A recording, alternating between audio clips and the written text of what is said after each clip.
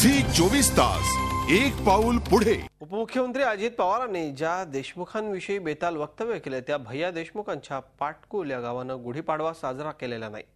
गावानं या सणावर बहिष्कार टाकला। गावातल्या एकही नागरिकांना आपल्या घरी गुढी उभारली नाही, पूजा केली नाही, नवीन वर्षाचं स्वागतही केलं नाही। उजनी धरणाचं पाणी दुष्काळग्रस्त सोलापूरला मिळावं यासाठी भैया देशमुख यांनी गेल्या 72 दिवसांपासून मुंबईच्या आझाद मैदानावरती उपोषण सुरू केलंय। त्यांच्या आंदोलनाला ताकद मिळावी यासाठी सोलापूर जिल्ह्यातल्या मोहोळ तालुक्यामधल्या त्यांच्या पाटकुल गावातल्या गावकऱ्यांनी पाडवा साजरा करायचा नाही असा निर्णय घेतलाय।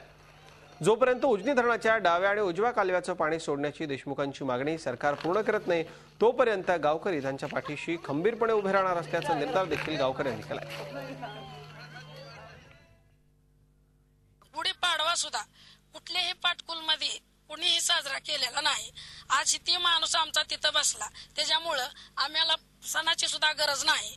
आम्ही त्याच्या मागे पाठिंबा देण्यासाठी उभा राहिलेलो आहे। सामाजिक कार्यकर्ता त्या ठिकाणी आज 65 दिवस झाला आंदोलन करतोय आणि त्यासाठी आमच्या गावकऱ्यांनी सगळ्यांनी त्यांना पाठिंबा दिलेला आहे। आणि याही पुढे डाव्या आणि उजव्या कालव्यात जर नाही पाणी सुटलं तर संपूर्ण गाव आम्ही 8 दिवस चुली पेटवणार नाही।